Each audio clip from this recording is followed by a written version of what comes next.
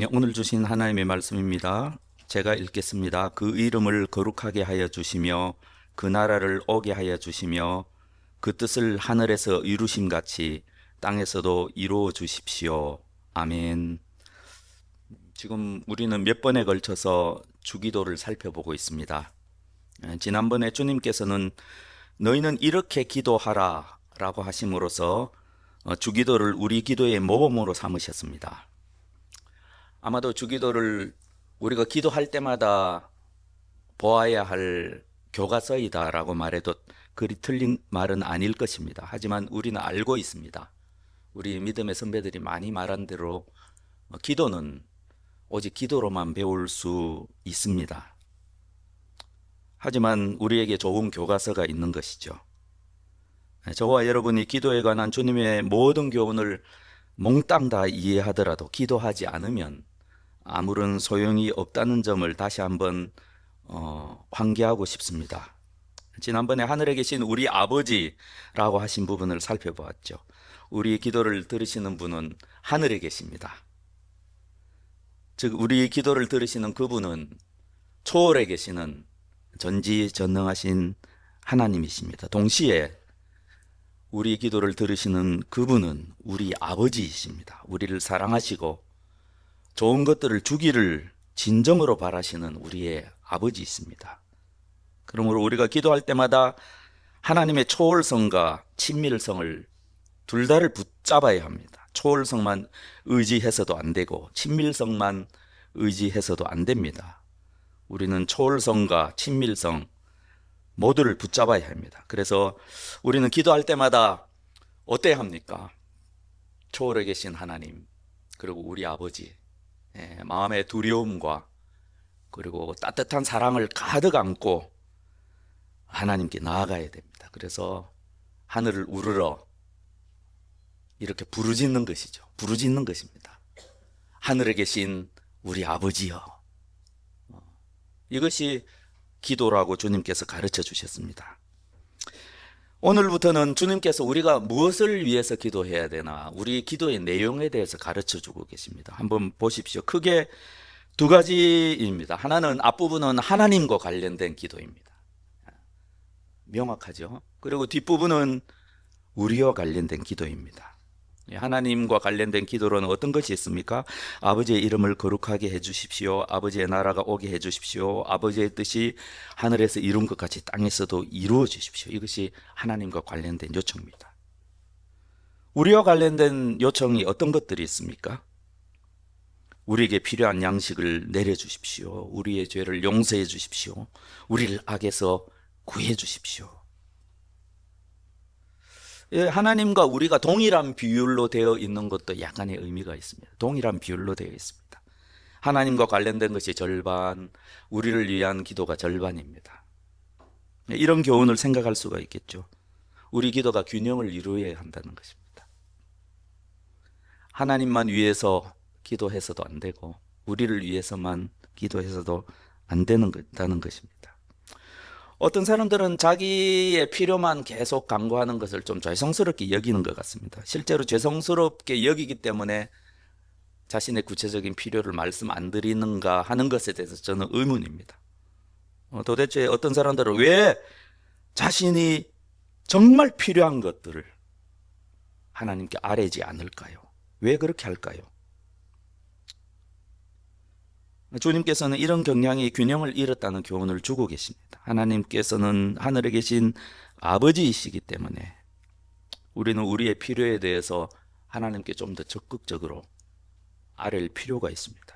근데 또 어떤 사람들은 자기의 필요만 계속 말씀드리는 사람들도 있습니다. 하나님을 위한 기도는 별로 드리지 않는 것 같습니다. 이런 사람들은 왜 그렇게 할까요? 도대체 왜 그렇게 하는 걸까요?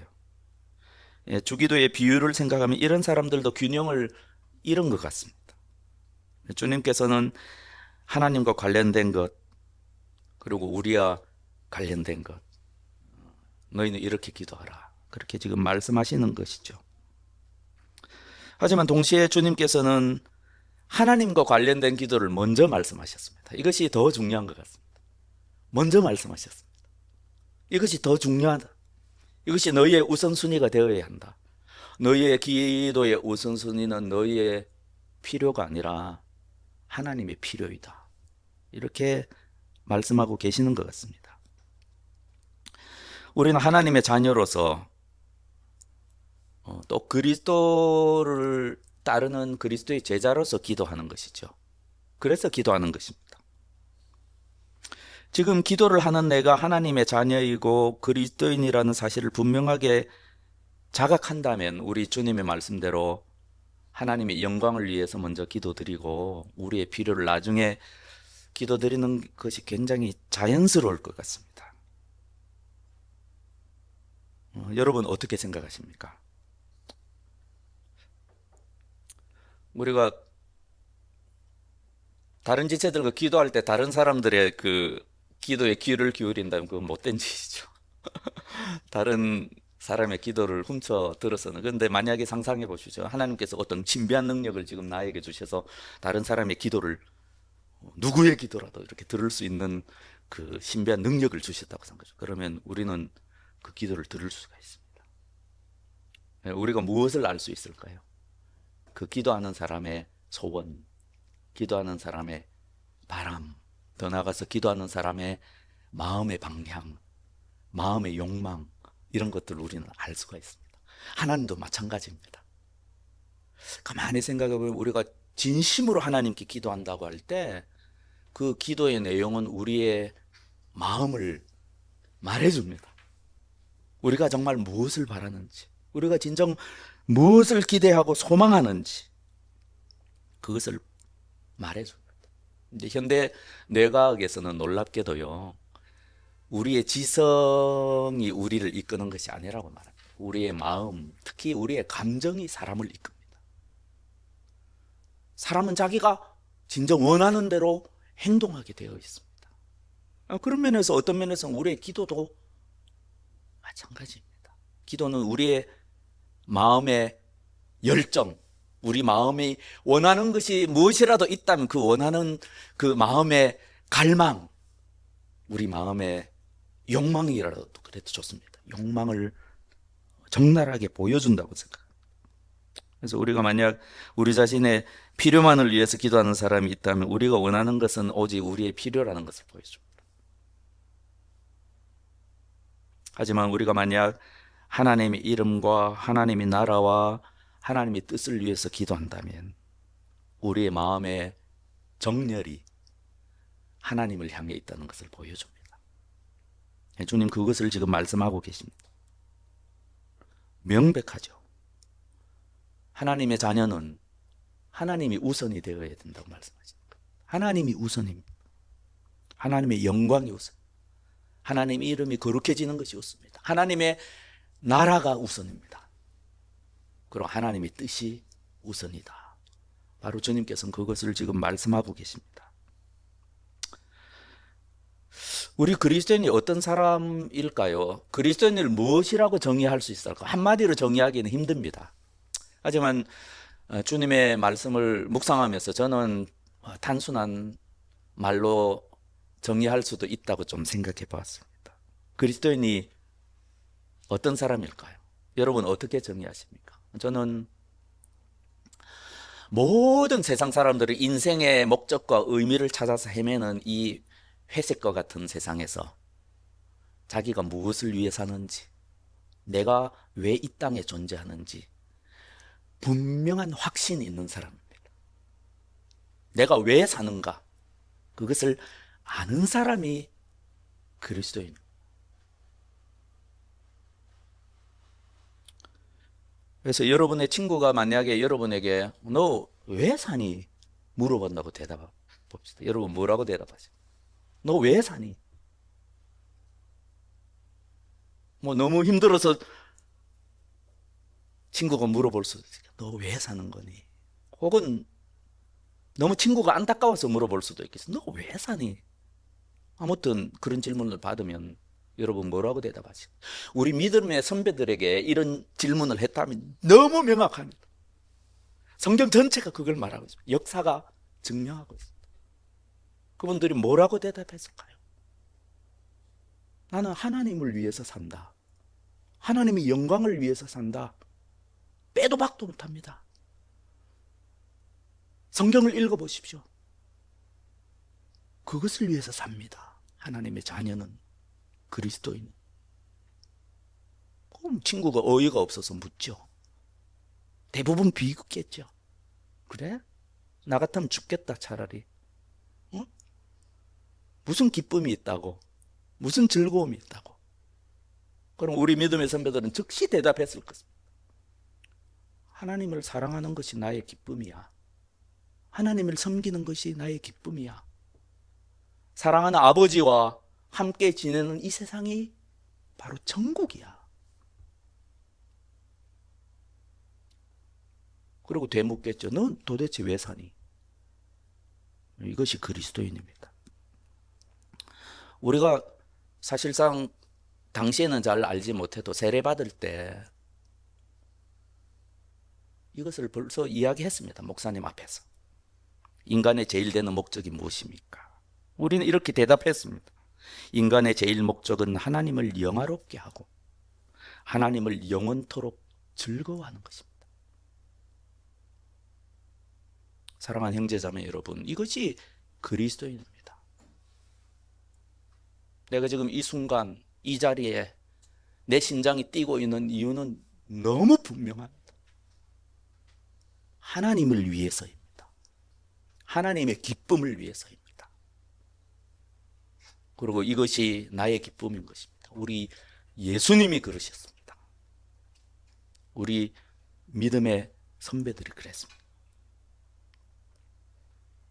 처음 믿을 때는 확실치 않을 수가 있습니다. 하지만 우리가 하나님의 말씀을 계속 듣는다면 점점 우리 그리스도인의 삶의 여정은 점점 그곳으로 초점을 맞추게 됩니다.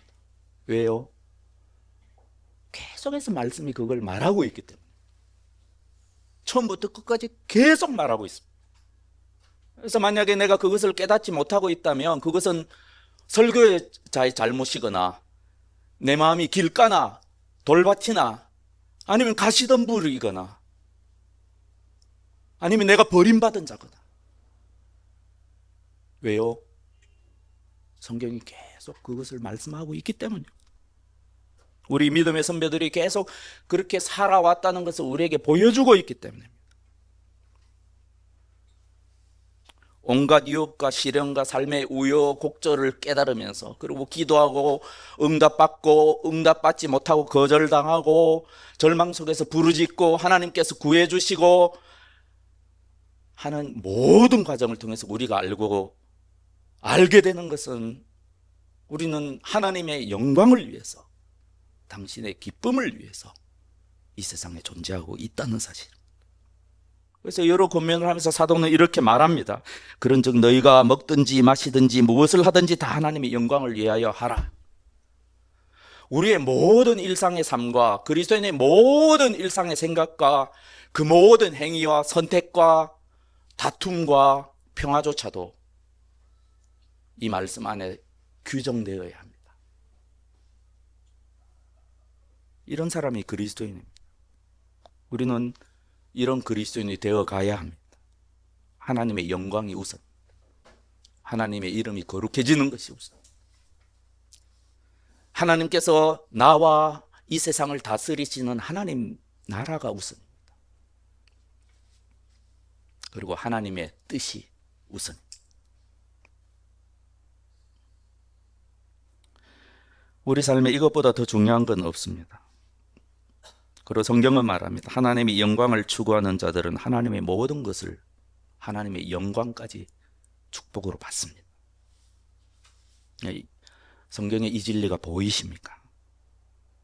하지만 자기 영광을 추구하는 자들에게는 남겨진 축복이 전혀 없습니다. 아담 이후로 지금에 이르기까지, 그 주님 오실 때까지 이 영적인 진리는 한결같습니다. 우리 주님께서 이 땅에 오신 이후로 한 번도 이 원칙이 바뀐 적이 없습니다. 그러므로 주님께서 이렇게 기도하라 라고 말씀하시며 하나님의 거룩하심을 위해서, 하나님의 통치를 위해서, 하나님의 뜻을 위해서 너희의 필요보다 먼저 기도해야 된다. 이렇게 지금 말씀하고 계십니다. 세 가지로 말씀하시죠. 첫 번째 뭐라고 말씀하십니까? 이름을 거룩하게 하여 주시며, 이 세 번역입니다. 여기 개역개정이 좀 잘못 번역되었습니다. 제 생각입니다. 이름이 거룩히 여김을 받으시오며. 왜냐하면 이게 이름을 거룩히 만드는 주체가 누구인지 좀 애매하지 않습니까? 우리말에는 주어가 없기 때문에 살짝만 잘못 번역해도 주어가 뭔지 헷갈립니다. 오히려 옛날 번역이 더 낫습니다. 옛날 개역 한글 번역이 이렇게 여러분 이것으로 아직까지 외우는 분들 계시죠? 이름을 거룩하게 하옵시며. 이름은 주어가 아니라 목적어입니다. 하나님께서 당신의 이름을 거룩하게 해 주시기를 바랍니다. 하나님 당신의 이름을 거룩하게 만드십시오. 이것이 원어의 정확한 뜻입니다. 어떤 차이가 있습니까? 우리가 하나님의 단 한 점이라도 영광을 더하거나 우리가 어떻게 한다고 노력한다고 해서 하나님의 거룩하심에 조금이라도 보탬이 되거나 그런 것은 없다는 것입니다. 하나님은 초월하신 분이십니다. 영원토록 거룩하신 분이십니다. 거룩하다는 것은 우리가 배운 바대로 이 세상의 모든 피조개와 완전히 구별된 분이시라는 뜻입니다. 하나님은 하늘에 계십니다. 우리는 이 땅에 있죠. 근데 왜 주님께서 이렇게 기도하라라고 말씀하셨습니까? 우리가 아무리 노력해도 조금도 도움이 안 됐는데 왜 기도하라고 하셨습니까? 그런데도 주님께서는 이러한 열정을 가지라고 말씀하시는 거예요. 이러한 열망이 너희의 마음에 있어야 되고 이러한 열망이 너희의 기도로 표현되어야 한다라고. 하나님, 당신의 이름이 세상에서 더럽혀졌습니다. 이 세상은 하나님을 알지 못합니다. 당신의 이름이 거룩해지기를 원합니다. 하나님 그렇게 하십시오. 그런 마음의 소원, 그런 안타까움, 염려라고 해도 좋습니다. 그런 걱정, 내 걱정 이전에 하나님의 걱정이 있는 것입니다. 내 마음에. 이런 하나님 자녀의 걱정은 우리 늙으신 부모를 생각하는 그 염려하는 걱정보다 더할까요? 저는 덜해서는 안 된다고 생각합니다. 최소한.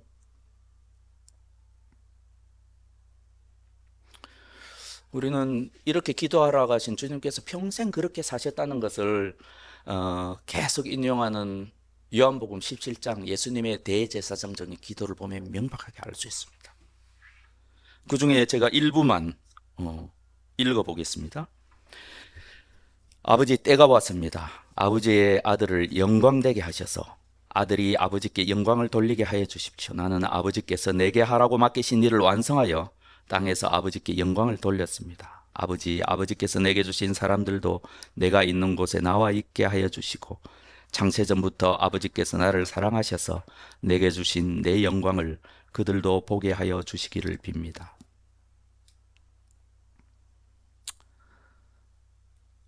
이 말씀을 통해서 우리가 무엇을 알 수 있습니까? 예수님은 하나님의 영광을 위해서 사셨습니다. 그리고 하나님 영광을 위해서 사신 예수님은 영원전부터 함께한 그 영광으로 당신을 영광스럽게 해달라고 지금 빌고 계십니다. 그리고 아버지께서 내게 주신 사람들도 내가 있는 곳에 나와 함께 있게 하여 주시고 창세전부터 아버지께서 나를 사랑하셔서 내게 주신 그 영광을 그들도 보게 하여 주시기를 원합니다. 이 기도는 주님을 따르는 모든 사람들에게 반드시 이루어집니다. 하나님의 아들 예수 그리스도의 기도이기 때문입니다. 반드시 이루어집니다. 우리가 하나님을 영화롭게 할 수는 없습니다. 하지만 우리가 하나님의 영광을 보며 하나님의 영광에 붙들려 사는 삶을 살면 일정 부분 세상에 영향을 미칠 수가 있습니다. 주님께서는 이런 것을 지금 말씀하고 계신 것입니다. 이렇게 기도하라. 이것이 너희의 열정이 되게 하라. 삶의 열망이 되게 하라. 그럼 세상 사람들도 하나님 아버지의 이름을 거룩하게 될 것이다. 이렇게 지금 말씀하고 계십니다. 우리가 역사, 초대교회 역사, 우리 믿음의 선배들 그런 것 이전에 성경, 심지어는 구약 성경에 우리 믿음의 선배들이 이렇게까지 한결같이 이런 마음을 가지고 살았다는 것을 아셔야 합니다. 우리에게는 구름대와도 같은 우리 모범이 있습니다. 예를 들어서 다윗이 골리앗에게 했던 말과 행동은 하나님 영광을 위한 그 다윗의 열정을 보여줍니다. 다윗이 블레셋 사람에게 이르되 너는 칼과 창과 단창으로 내게 나아오거니와 나는 만군의 여호와의 이름 곧 내가 모욕하는 이스라엘 군대의 하나님의 이름으로 내게 나아가노라. 이것이 세상에 대한 악한 세력에 대한 우리 마음의 자세입니다. 그 하나님께서는 우리의 승리를 통해서 영광을 받으십니다.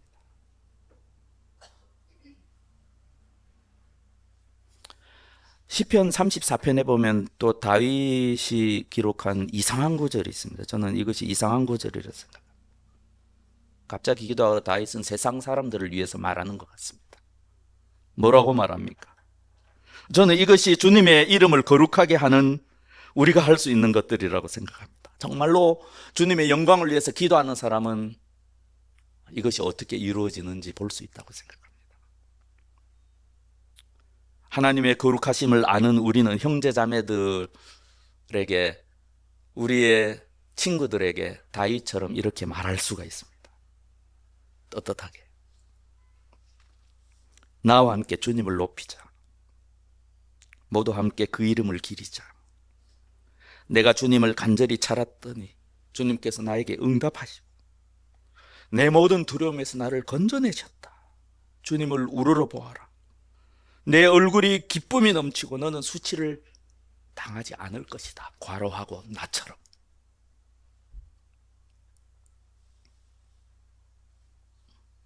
우리는 하나님의 위대하심에 한 점도 보탤 수가 없습니다. 불가능합니다. 하지만 우리는 하나님의 이름이 높아지고 거룩해지는 일을 원할 수는 있습니다. 그렇게 기도할 수 있습니다. 혹은 하나님의 이름이 땅에 떨어져서 더럽혀지는 것을 염려할 수가 있습니다. 나의 삶을 통해서 하나님께 과연 영광을 돌릴 수 있을지 걱정하며 모색할 수도 있습니다. 그리고 나의 삶을 통해서 하나님의 명예가 땅에 떨어질지 높임을 받을지 염려하고 노심초사하고 걱정할 수가 있습니다. 왜냐하면 나는 하나님의 자녀이고 내 이름에 그리스도의 이름이 박혀있기 때문입니다. 우리는 다 이름표를 달고 살아. 그리고 우리의 이름표에는 그리스도인이라고 적혀 있습니다.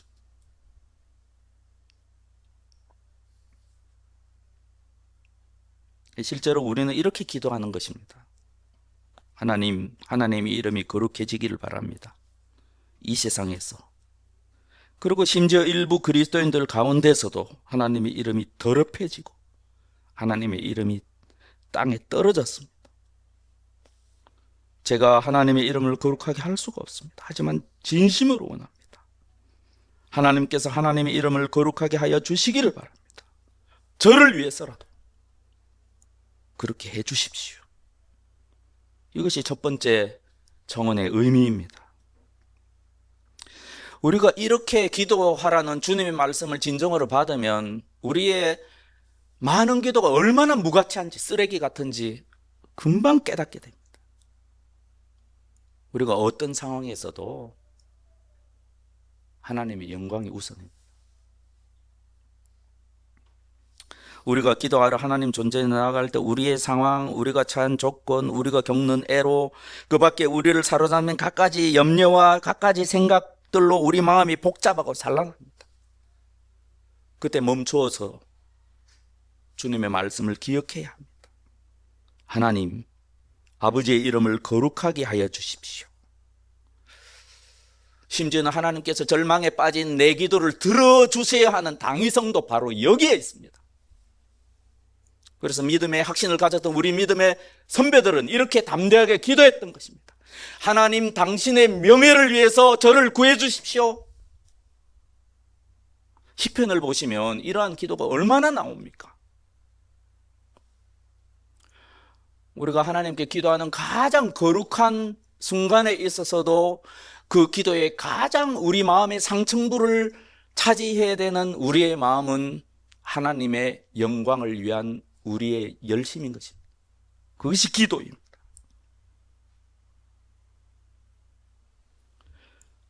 두 번째 청원은 무엇입니까? 그 나라를 오게 하여 주시며입니다. 그 나라를 오게 하여 주시며. 그 나라는 무엇입니까? 하나님 나라입니다. 우리가 배운 바대로 하나님의 나라가 무엇입니까? 하나님께서 다스리는 나라입니다. 예수 그리스도께서 왕이 되셔서 통치하는 그 나라입니다. 우리는 하나님 나라에 대한 전망을 가지고 있습니다. 왜냐하면 복음서를 계속해서 읽기 때문입니다. 무엇이 하나님 나라의 확장을 가로막고 있습니까? 바로 마귀입니다. 어둠의 권세, 마귀의 왕국입니다. 이것이 우리가 처한 곤란한 점입니다. 우리의 소망은 우리가 섬기는 하나님께서 높아지는 것입니다. 하지만 마귀의 왕국이 이를 가로막고 방해하고 있습니다. 그것이 하나님 나라를 위한 기도입니다. 그래서 이스라엘의 철저하게 절망했던 옛 선지자들은 새롭게 도래할 하나님의 왕국, 곧 메시아께서 친히 통치하실 그 나라를 소망했습니다. 그리고 때가 차서 우리가 아는 바대로 우리 구주 예수 그리스도께서 이 땅에 탄생하셨습니다.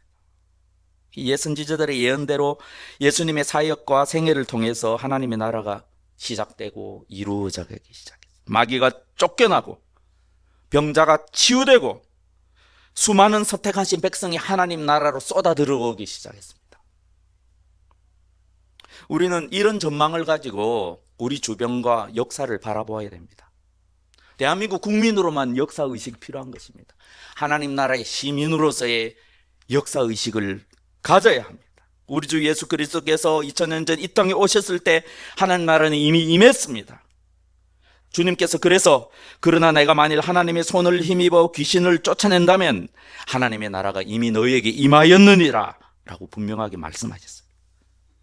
그리고 지금은 어떻습니까? 2000년이 흘렀습니다. 지금도 예수님으로 인해서 하나님 나라는 계속해서 확장하고 있습니다. 여러분 그것을 보셔야 합니다. 한 영혼이 예수님의 다스리심에 순복하는 삶을 살아가기 시작할 때 하나님 나라는 한 영혼의 마음속에 이루어집니다. 혹은 이런 것도 볼 수 있어요. 하나님의 다스리심에 순복하게 된 한 그리스도인이 하나님의 공의와 자비를 반영하는 정치적인 법안 하나를 상정할 때 그것이 하나님의 나라가 이루어집니다. 하나님께서 모든 남녀에게 주신 순결한 사랑, 아름다운 사랑, 주님의 사랑을 반영하는 완전한 사랑을 즐겁게 노래하는 그곳에 하나님의 다스리심이 이루어지고 있습니다. 그러므로 우리가 하나님 나라가 임하기를 기도하는 이 두 번째 기도는 이른바 선교적인 기도라는 것을 알아야 됩니다. 선교적인 기도입니다. 하나님 나라 확장을 위한 기도입니다. 세상의 모든 사람이 우리 주 그리스도께서 설파하신 순종케 하는 복음, 그것에 굴복하기를, 주께서 선택하신 모든 백성을 친히 다스리는 그 나라가 속히 오기를 기대하는 것이 바로 예수님이 가르쳐 주신 이 기도입니다. 사도 베드로는 그날이 속히 앞당겨지기를 바라는 열망으로 살아야 한다라고 말씀하셨습니다. 그러나 주님의 날은 도둑같이 올 것입니다. 여러분은 어떠한 사람이 되어야 하겠습니까? 여러분은 거룩한 행실과 경건한 삶 속에서 하나님의 날이 오기를 기다리고 그날을 앞당기도록 해야 되지 않겠습니까? 그날에 하늘은 불타서 없어지고 원소들은 타서 녹아버릴 것입니다. 그러나 우리는 주님의 약속을 따라 정의가 깃들여 있는 새하늘과 새 땅을 기다리고 있습니다.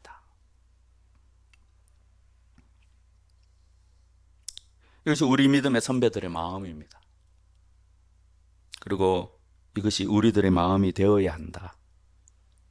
그렇게 주님께서 말씀하십니다. 우리가 노력한다고 하나님 나라를 단 한순간이라도 앞당길 수가 있겠습니까? 하지만 베드로의 이 말씀은 단 한순간도 우리가 견딜 수 없음을 표현하는 말이라고 생각합니다. 그래서 하나님의 자녀는 하나님께서 속히 마귀를 저 지옥의 불못에 던져 넣으시고 이 땅에 온전한 정의와 공의와 자비로 통치하신 하나님의 온전한 통치가 이루어지기를 소망하게 됩니다. 답답해해야 합니다. 마음속에 그날이 속히 이루어지기를 믿고 기다리고 기도해야 됩니다. 그것이 하나님 나라가 오게 하여 주십시오라고 기도하라고 하신 이 기도의 뜻입니다. 마침 지금이 대림절입니다. 성탄절을 앞두고 있습니다. 2000년 전에 우리 주님은 어떤 분으로 오셨습니까? 죽임을 당하신 어린 양으로 오십니다. 하지만 우리는 역사적인 전망을 가지고 있습니다. 다시 오실 주님은 죽임을 당하신 하나님의 어린 양이시긴 해도 그날에 오실 주님은 유다의 사자입니다. 당신께서는 쇠지팡이로 모든 민족을 다스릴 것입니다. 그리고 당신의 입의 말씀은 모든 민족들을 쳐서 복종시키실 것입니다. 그날에는 하나님의 말씀에 순종하는 존재들만 이 땅에 있을 것입니다. 그날에 우리 주님께서는 죽임을 당한 어린 양으로 오시지 않으셨습니다. 그날에 어떤 일이 있습니까? 저는 이것이 성탄절의 진정한 의미라고 생각합니다. 그날에 주님께서는 하나님을 대적했던 모든 존재들을 쓸어 모아 하나님의 진노의 포도주 틀 안에 넣으실 것입니다. 이것은 하나의 비유요 상징. 하나님께서는 그 존재들을 모두 친히 밟으실 것입니다. 온 세상은 원수들의 피로 가득할 것입니다. 주님께서 처음 오셨을 때는 죄 없는 어린아이의 피로 일부 지역만 물들었을 것입니다. 하지만 그날에는 하나님을 대적하는 원수들의 피로 온 세상이 물들 것입니다.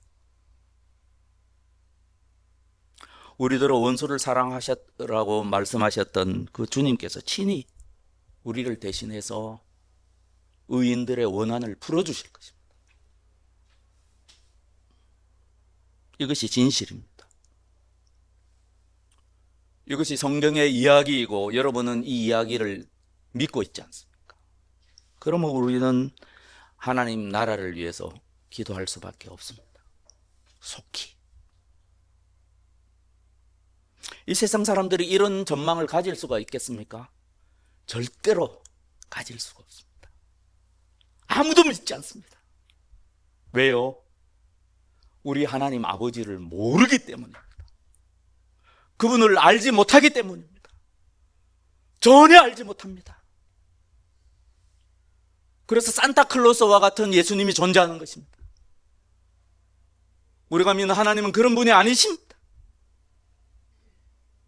우리 아버지시기도 하지만 전지전능하신 공의로우신 하나님이십니다. 그분은 반드시 말씀하신 역사의 진실, 역사의 결말, 하나님 나라의 완성을 이루십니다. 그것이 하나님의 열심입니다. 그 열심에 우리도 동참하는 것입니다.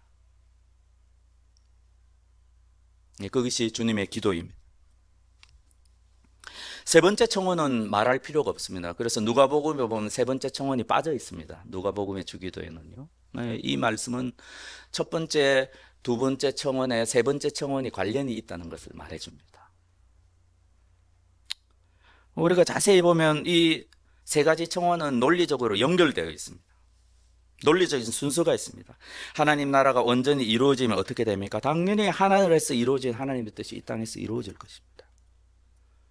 하나님 나라가 온전히 이루어지고 그리고 하나님의 뜻이 이 땅에서 온전히 이루어질 때 어떻게 되겠습니까? 하나님의 이름이 온전히 거룩히 여김을 받을 것입니다. 이것은 어떻게 보면 단 하나의 기도입니다. 하나님의 영광을 위한 기도입니다. 하나님의 기쁨을 위한 기도입니다. 진정한 하나님의 속마음, 당신의 영광을 위한 기도가 바로 오늘 배운 하나님 나라를 위한 기도입니다. 제가 이미 말씀드리고 우리 주님은 평생 이런 기도를 해오셨습니다. 평생. 그리고 이 기도는 반드시 이루어집니다. 그리고 기도에 우리는 동참하고 있습니다. 하나님께서 이 주님께서 하셨던 이 기도를 온전히 응답하시는 날 이 땅에 하나님 나라가 완성됩니다. 우리는 성경의 예언을 통해서 이 모든 그 이후에 벌어질 일들과 천국과 관련된 하나님 나라와 관련된 사람을 흐릿하게 볼 수밖에 없습니다. 하지만 우리가 성경을 통해서 명백한 것들이 몇 가지 있습니다. 명백한 것입니다. 그날에는 모든 피조물이 하나님을 높일 것입니다. 그리고 공의와 자비로 다스리는 하나님의 통치가 온전히 이 땅을 지배할 것입니다. 하늘에서 하나님의 뜻이 온전히 이루어진 것처럼 이 땅에서도 하나님의 선하시고 기뻐하시고 온전하셨듯이 완전히 이루어질 것입니다. 그날의 예언자들이 그토록 소망했던 새하늘과 새 땅이, 새 예루살렘이 이곳에 펼쳐질 것입니다. 그날에는 옛 선지자가 노래한 대로 지금은 서로 떨어져 있는 사랑과 진리가 만날 것입니다. 그리고 서로 싸워야만 했던 정의와 평화가 입을 맞추게 됩니다. 땅에서는 하나님의 진리가 돋아나고 하늘에서는 정의가 이 땅을 굽어볼 것입니다. 온 세상은 하나님의 축복이 가득해서 이 땅은 아무런 방해를 받지 않고 하나님 백성을 위해서 온갖 풍성한 열매들을 풍성히 맺을 것입니다.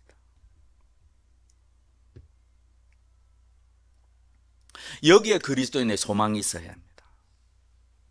이 땅을 살아가는 우리의 소망은 여기에 있어야 됩니다. 우리의 삶의 열정은 여기에 맞추어져야 한다. 이렇게 말씀하십니다. 주님의 이 교훈은 하늘에 계신 우리 아버지를 아는 모든 하나님의 자녀에게 적용됩니다. 우리가 정치적으로는 우리 가운데도 틀림없이 진보주의자도 있고 보수주의자도 있을 것입니다. 하지만 진정한 진보, 진정한 보수가 원하는 것은 같습니다. 사실은 같습니다. 그 모든 것들이, 선한 인간들이 원하는 그 모든 것들이 그날에 이루어집니다. 그리고 하나님의 백성들은 그것을 향해서 마음의 열정을 품고 달려나갑니다. 이것이 성경이 말하는 샬롬입니다. 이제 말씀의 결론에 이르렀습니다. 이제 오늘 말씀 통해서 조금 오해가 있을 수 있어도 말씀드리겠습니다. 우리의 모든 바람과 열망, 우리 마음에 어떤 바람과 소원이 있지 않습니까? 그 모든 우리의 마음의 바람과 열망 가운데 가장 우선되어야 된 열망은 바로 하나님 나라, 하나님의 영광, 하나님의 뜻이라는 사실을 주님께서 말씀해 주셨습니다. 이 열망은 단지 우리의 어떤 필요들, 우리에게 필요한 어떤 것들을 바라는 그 열망보다 우선해 있다는 것보다 더 깊은 의미가 있다고 생각합니다. 자선이나 금식이나 기도보다도 더 우선한 우리의 마음의 열망입니다. 전도, 선교, 봉사, 주님께서 우리 그리스도인에게 명한 모든 선한 것들, 모든 위대한 행위들보다 더 우선한 마음의 열망이, 그 주님의 이 가르침은 우리가 가져야 될 유일한 열망이 하나님의 영광이어야 된다는 점을 우리에게 가르쳐 주십니다. 유일한 열망입니다. 하나님께서 이러한 열심을 가지셨습니다. 태초부터. 우리 주님께서 이러한 열심으로 사셨습니다. 그리고 우리도 이러한 열심으로 살아가야 됩니다. 하나님의 거룩하신, 하나님의 다스리심, 하나님의 뜻, 이것이 모든 하나님 자녀의 유일한 열망입니다. 좀 더 구체적으로 말씀드리면 우리는 우리에게 필요한 것을 염려하기보다 하나님의 영광을 먼저 염려하는 것이 그것이 우선입니다. 그리고 우리가 매일 주기도로 기도하며 일상을 살아가지 않습니까? 그리고 항상 기도하려고 애쓰지 않습니까? 그때 우리 마음속에 지녀야 될 질문은 한 가지입니다. 이 일이 하나님께 영광이 되느냐? 나의 선택이 하나님께 영광이 되느냐? 일로 하나님의 이름이 높아질 가능성이 있는가? 하나님이 이것을 원하시는가? 내가 이 선택을 하는 것은 과연 하나님의 영광을 위한 선택인가? 아니면 내 자신의 욕망의 실현을 위한 선택인가? 단 한 가지 질문. 또 우리는 이렇게 스스로 질문할 뿐 아니라 우리의 모든 기도가 이렇게 응답되어야 되는 열망을 가져야 된다고 생각합니다. 이것이 우리 믿음의 선배들의 기도였다고 생각합니다. 나의 모든 기도의 응답은 하나님의 영광을 위해서 하나님께서 반드시 응답해 주셔야 된다는 그 열망입니다. 하나님의 백성, 하나님의 자녀만 이런 확신을 가지고 기도할 수가 있습니다. 여러분은 어쩌면 이전에 이러한 기도를 해오셨을지도 모르겠습니다. 절망 속에서 하나님께 기도했습니다. 하나님께서 그 기도를 응답하셔서 여러분을 구출해 주셨습니다. 아마도 그래서 저와 여러분이 지금 한자리에서 하나님을 예배하고 있는지도 모릅니다. 하지만 앞으로 여러분이 또 한 번 절망적인 상황에서 주님을 향해서 기도할 그날이 온다면 여러분의 마음이 달라져야 합니다. 그때는 확신을 가지고 살아계신 우리 아버지 앞에 하나님의 영광을 위해서 이 기도를 응답하셔야 된다고 담대하게 우리 아버지께 외칠 수 있게 되기를 바랍니다.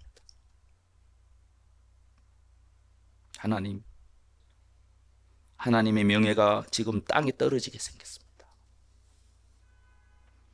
저 때문에 사랑하는 가족과 이웃이 하나님을 의심하게 생겼습니다. 하나님의 영광을 위해서 저를 절망적인 상황에서 구출해 주시되 하나님께서 영광을 받으시는 방법으로 그렇게 하도록 해주시고 하나님께서 일하셨음을 세상 모든 사람들이 알게 해주십시오.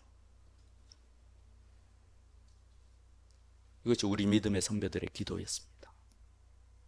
주님께서 이것을 가르치시는 것입니다. 왜 염려하십니까? 우리 삶의 우선순위가 흐트러졌기 때문입니다. 우리는 쉬지 않고 기도하기 전에 우리 마음에 주님께서 친히 제정하신 영적인 우선순위를 분명히 해야 합니다.